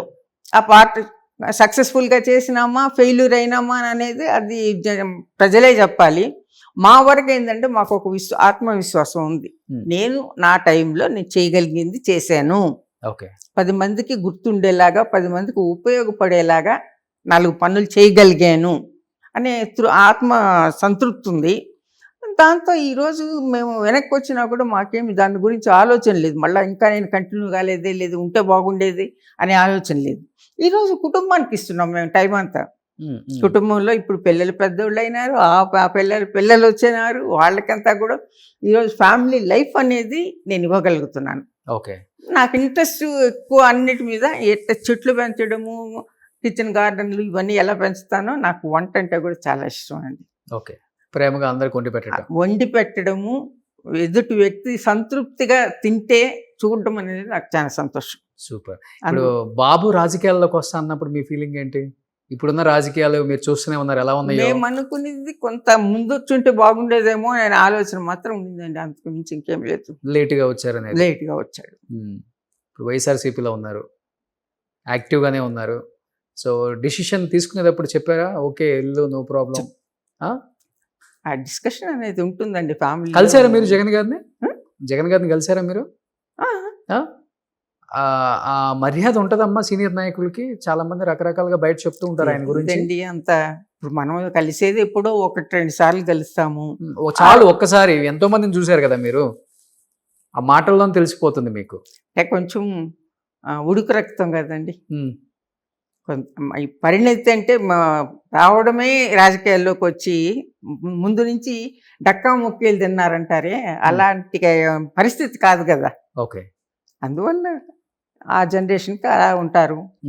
ఏమనిపించింది? రాజశేఖర రెడ్డి గారిని చూశారు, ఇటు జగన్మోహన్ రెడ్డి గారిని చూస్తున్నారు, ఇద్దరిలో వ్యత్యాసం అంటే మీ మాటల్లో? ఆ వ్యత్యాసాన్ని గురించి మేము చెప్పగలమండి? మీరే చెప్పాలి, వేరే వాళ్ళు చెప్తే బాగోదు అసలుకి. ఈ ఒక రకంగా చెప్తే 2 జనరేషన్లు వెనుకున్నాం మేము. అవును. అందువల్ల మా మాటకి, మా ఆలోచనకి, ఇప్పటి ఆలోచనకి, ఇప్పటి నడవడికి చాలా డిఫరెన్స్ ఉంటుంది. యాక్సెప్ట్ చేయాలి మనం. అవును. లేదు వాళ్ళు మాలాగా లేరు, మా మాట వినడం లేదని మనం అనుకోకూడదు. మనం వాళ్ళ లైన్లోకి పోవాలి ఈ టైంలో. ఓకే.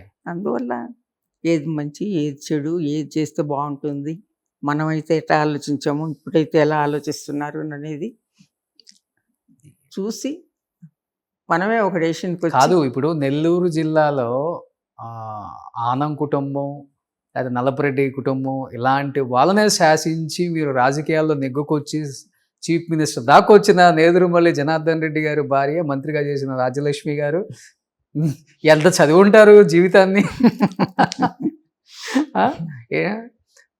వేరే కొత్తగా ఏమైనా చదువుకోవాలా? ఆ జీవితం సరిపోతుంది. కానీ ఎక్కడ శత్రుత్వం పెంచుకోవాలా మీరు? లేదండి. అదొక్కటే మీకు అడ్వాంటేజ్ అండి. మిగతా వాళ్ళలాగా వైరానికి వెళ్ళి మాట్లాడటం. నేను అనుకుంటాను, మేము ఆ సర్వీస్ ఓరియంటెడ్ మైండ్తోనే పెరిగినాం కాబట్టి అది మాకు కలిసి వచ్చింది అని అనుకుంటాం. అంతే. అంటే ఆ ఓర్పు, ఆ సహనం, అంతమందితో కలిసి కలివిడిగా ఉండి వాళ్ళందరినీ కూడా ఒక దారిలో తీసుకురావడం అనేది, అది కుటుంబంలో 2-3 పిల్లలతో ఆగాలంటేనే కష్టం. అటువంటిది 3000 మంది పిల్లలతో అది వేగడమే కదా. అవును. మంచో చెడో, ఆరోగ్యము, ఆకలో, చదువు, నడవడికో అన్నిటినీ చూడాలి. అందువల్ల ఆ లైన్లోనే వచ్చాము, ఆ లైన్లోనే ఎదిగాము. కమిట్మెంట్ అనేది కానివ్వండి, అన్నీ కూడా ఉన్నాయి. మంచి దారిలో వచ్చాము మేము అని నేను అనుకుంటాను. సో ఇప్పుడు ఉమ్మడి ఆంధ్రప్రదేశ్ అభివృద్ధి చూశారు, అట్ ది సేమ్ టైం ఇప్పుడు డివైడ్ అయిపోయిన తర్వాత ఆంధ్రప్రదేశ్, తెలంగాణ సపరేట్గా చూస్తున్నారు కాబట్టి చంద్రబాబు గారిని మీరు దగ్గర నుంచి చూసిన రోజులు అవన్నీ, మీకు సంబంధించిన నాయకుడే కాబట్టి. అండ్ ఇక్కడ రేవంత్ రెడ్డి, కాంగ్రెస్ పరిపాలన మళ్ళీ ఏం చెప్తారు ఇద్దరు సీఎంల గురించి? ఆయన గురించి ఏం చెప్తారు? చంద్రబాబు గారు తీసుకున్న డిసిషన్స్ కానీ. అది అందరికీ జగమెరిగిన సత్యం. అది ఒకరు చెప్పాల్సిన పని లేదు, ఒకరిని నిందించాల్సిన అవసరం లేదు, ఒకరి గురించి చెడుగా చెప్పాల్సిన అవసరం లేదు. ప్రతి ఒక్కరు తెలుసుకుంటున్నారు, చూస్తున్నారు, ఏం కావాలో కోరుకుంటున్నారు. దాని లైన్లోకి అందరూ కూడా వస్తే బాగుంటుందని మేము కూడా అనుకుంటా ఉంటాం. అప్పుడు ఎలా ఉండేవాళ్ళమ్మా వ్యక్తిగతంగా చంద్రబాబు గారు అపోజిషన్లో ఉన్నప్పటికి కూడా? చాలా బాగుండేవాళ్ళండి. ఒక రకంగా చెప్పాలంటే చంద్రబాబు గారు జనార్దన్ రెడ్డి గారు ప్రియ శిష్యుడు. ఆయన్ని రాజకీయాల్లోకి తెచ్చింది జనార్దన్ రెడ్డి గారే. ఓకే. ఆయన స్టూడెంట్గా ఉండేటప్పుడు జనార్దన్ రెడ్డి గారు సిండికేట్ మెంబరు యూనివర్సిటీలో. అప్పుడు స్టూడెంట్గా దగ్గర చూడడము, ఆయన్ని అభిమానించడము, ఆయన్ని సెలెక్ట్ చేయడము, ఆయనకి టికెట్ ఇవ్వడము అప్పుడే జరిగింది. ఓకే. ఫస్ట్ రాజకీయంగా ఒక ఎంట్రీ అనేది నేను అనుకున్నంత వరకు, నాకు తెలిసినంత వరకు జనార్దన్ రెడ్డి గారే చంద్రబాబు గారిని తీసుకొచ్చారు అనేది విన్నానండి, అంతే. ఓకే. అంటే ఆ రోజుల్లో నాకు అంత అవగాహన లేదు. సో ఇప్పుడు మీరు మినిస్టర్గా ఉన్నప్పుడు ఇంకా రాజకీయాల్లోకి రాని వ్యక్తి ఇప్పుడు కాంగ్రెస్ ముఖ్యమంత్రి రేవంత్ రెడ్డి గారు. సో రేవంత్ రెడ్డి గారి గురించి నేను తెలంగాణ డెవలప్మెంట్ గురించి అడగట్లేదు, వ్యక్తిగతంగా మీరు విన్నదో, మీరు చూసిందో, లేకపోతే ఆయన స్పీచ్లు నేను అసెంబ్లీలో కూడా నేను చూస్తుంటారు విన్నది కాబట్టి. చూసింది చాలా తక్కువ అండి రేవంత్ గారు అంటే ఆయన కౌన్సిల్లో ఉన్నారు, నేను ఆ రోజు మినిస్టర్గా ఉన్నాను. Hmm. హౌస్కి అటెండ్ క్వశ్చన్ అవర్లో అటెండ్ అయ్యేవాళ్ళము, అంతకు మినహా నాకు పరిచయం లేదు. Hmm. ఆ అబ్బాయి తెలంగాణ, నేను ఆంధ్ర, Hmm. అందువల్ల ఏంటంటే దగ్గర పరిచయం కూడా లేదు. ఓకే. మంచోడు అంటే మాట్లాడేటప్పుడు విన్నాను, హౌస్లో మాట్లాడేటప్పుడు అప్పుడు కొత్త కుర్రోడైనా కూడా, కొత్తగా వచ్చినా కూడా సబ్జెక్ట్ బాగా మాట్లాడుతున్నాడు అనేది మాత్రం అప్పుడే అనుకున్నాను నేను. సో చూస్తే ఇప్పుడు ముఖ్యమంత్రి అంతేనా? ముఖ్యమంత్రి అంటే అది ఒక రకంగా అదృష్టం ఉండాలి, టాలెంట్ అంతే కదా. అంతే. చాలా తక్కువ టైంలో కాంగ్రెస్ పార్టీలో హేమీలు ఉన్నా కానీ రేవంత్ రెడ్డి గారిని సెలెక్ట్ చేయడానికి వన్ ఆఫ్ ద అవును. రీజన్ ఆయనలో ఉన్న టాలెంట్ మెయిన్. అవును. అది నిలబెట్టింది ఆయన. అంటే ఎలక్షన్కి ముందు కష్టపడ్డాడులేండి, పార్టీని గురించి కష్టపడ్డాడు, పని చేశాడు. అది కేవలం అయాచితంగా ఎక్కడో ఉండే రేవంత్ రెడ్డిని తీసుకొచ్చి కుర్చీలో కూర్చోబెట్టలేదు, కూర్చునే అవకాశం కల్పించుకున్నాడు, ఆ పని చేశాడు తను. అవును. దాన్ని అప్రిషియేట్ చేయాలి కదా. ఇప్పుడు అంత డెడికేటెడ్గా ఎలక్షన్ నడిపినారు అని అంటే ఆ సిన్సియారిటీ ఉండాలి కదా. అది అది ఉంది కాబట్టి ఈరోజు కూర్చోగలిగినాడు. అవును. మీరే అన్నారు కదా, ఎమ్మెల్సీగా ఉన్నప్పుడే చాలా బాగా మాట్లాడతారు హౌస్ లో. సో ఇంకేంటి ఇప్పుడు పిల్లలు ఏం చేస్తున్నారు? పిల్లలు నలుగురు కదా? నలుగురు అబ్బాయిలే. పెద్ద బాబు ఇప్పుడు మా తర్వాత రాజకీయాల్లోకి వచ్చి కొంచెం మా రాజకీయ వాసన పులుముకొని తిరుగుతున్నాడు. రెండో అబ్బాయి ఆర్కిటెక్ట్. మూడో అబ్బాయి, నాలుగో అబ్బాయి ఇక్కడే, ఒకరు హైదరాబాద్లో, ఒకరు బెంగళూరులో ఉంటారు. అంత వాళ్ళు సొంత బిజినెస్ వాళ్ళు చూసుకుంటూ ఉంటారు. మిగతా వాళ్ళు ఎవరు పాలిటిక్స్లో లేరు, ఇంట్రెస్ట్ కూడా లేదు, పెద్ద ఇంట్రెస్ట్ లేదు. ఎప్పుడైనా అవసరమైతే పెద్ద బాబు అడిగితే ఏదైనా పని చేయమంటే అది మాత్రం చేసి పెడతారు, అంతే. మిగతా యాక్టివ్ పాలిటిక్స్లో లేరు. ఓకే. సో మీకైతే వచ్చే ఉద్దేశం లేదు ఇంకా? లేదండి, అయిపోయింది, మా టర్మ్ అయిపోయింది, మా వయసు అయిపోయింది, మా టర్మ్ అయిపోయింది, మేము చేసిన ఇది అయిపోయింది, ఇప్పుడు ఇంకా ఆలోచన లేదు. సో ఏమన్నా ఉంటే సలహాలు ఇవ్వటం అడిగితే ఎవరైనా, అంతే అంతే, అంతకుమించి ఏం లేదు. ఇప్పుడు ఎక్కడ ఉన్నారండి ఉదయలక్ష్మి గారు, శ్రీలక్ష్మి గారు? టచ్ లో ఉంటారు? ఉన్నారండి. ఉన్నారా? అబ్బో, గొప్ప ఐఏఎస్. ఉదయలక్ష్మి నాతో టచ్ లో ఉంటుంది, అప్పుడప్పుడు ఫోన్లు చేసుకుంటాము, మాట్లాడుకుంటూ ఉంటాము. రామలక్ష్మి, శ్రీలక్ష్మి కొంచెం ఎక్కడ ఉండేది నాకు అంత ఐడియా లేదు. ఓకే. మంచి మంచి డిసిషన్స్ తీసుకున్నారు ప్రతి ఒక్క దానిలో. ఇప్పుడు ఒక పరిణతి అండి, ప్రతి ఒక్కరిలో ఒక ఆలోచన, ఒక పరిణతి, మెచ్యూర్ అది ఉండేది. ఆ మెచ్యూరిటీతో తీసుకునే ఆలోచన, అది కానీ మాట్లాడే మాట కానీ అన్నీ గౌరవప్రదంగా ఉండేది. అవును. ఇప్పుడు ఏంటంటే కొంచెం రాజకీయం మారిపోయింది, దాని గురించి ఇంకా మేము చెప్పకూడదు. ఇప్పుడు అందరు చూస్తున్నారు, ఎక్కువ తిడితే చాలా మంచి లీడరు, తక్కువ తిడితే అసలు ఏం చేతరాని వాళ్ళు అంటారేమో అనుకొని మాట్లాడేవాళ్ళు కూడా ఉంటారు. జనరేషన్ గ్యాప్లో కూడా వచ్చినటువంటి, ఎక్కువ మాట్లాడితే ఎక్కువ అవకాశాలు వస్తాయి, ఎక్కువ తిడితే ఎక్కువ పదవులు వస్తాయి అనే భ్రమలో ఉన్నారు ఇప్పుడు చెప్పాలంటే వాస్తవంగా. కానీ అది కొన్ని రోజులు ఉండే. అవును, అది టెంపరీ ఏంటంటే టెంపరీ, కానీ ప్రజల్లో శాశ్వతంగా ప్రజల్లో నిలిచేది కాదు, ప్రజలు గుర్తుపెట్టుకునేది కూడా కాదు. ఎందుకంటే ఆ కాలం కూడా అలాగే వచ్చింది, ఆ కాలానికి తగినట్టుగా వాళ్ళు కూడా వాళ్ళ బిహేవియర్ అలాగే ఉంటుంది. ఎనీహౌ హుందాగా రాజకీయాలు చేశారు, మంచి పదవులు అధిరోహించారు, ప్రజలకు మంచి చేశారు, రాష్ట్రం ముందుకు నడిపించే ప్రయత్నంలో మీ వంతు సహాయం కూడా అందించి హుందాగా ఉన్నారు. ఈరోజు 10 మంది మీ ఇంటర్వ్యూ చూసినా కానీ అబ్బా గొప్ప మనిషి రామ అనుకునే స్థాయిలోనే ఉన్నారమ్మా, ఇలానే ఉండండి. సో హ్యాపీగా ఉన్న చెట్లతోనే మాట్లాడుతున్నారు. సో ఇలానే హ్యాపీగా, సంతోషంగా, ఆరోగ్యంగా ఉండాలని మనస్ఫూర్తిగా కోరుకుంటున్నాను రాజలక్ష్మి గారు. Thank you very much. అడగగానే టైం ఇచ్చారు ఫస్ట్ ఆఫ్ ఆల్. నిజంగా అయితే నేను ఇంటర్వ్యూ అంటే ఇచ్చుండేదాన్ని కాదు. ఇది ఇంటర్వ్యూ లాగా లేదు కాదు.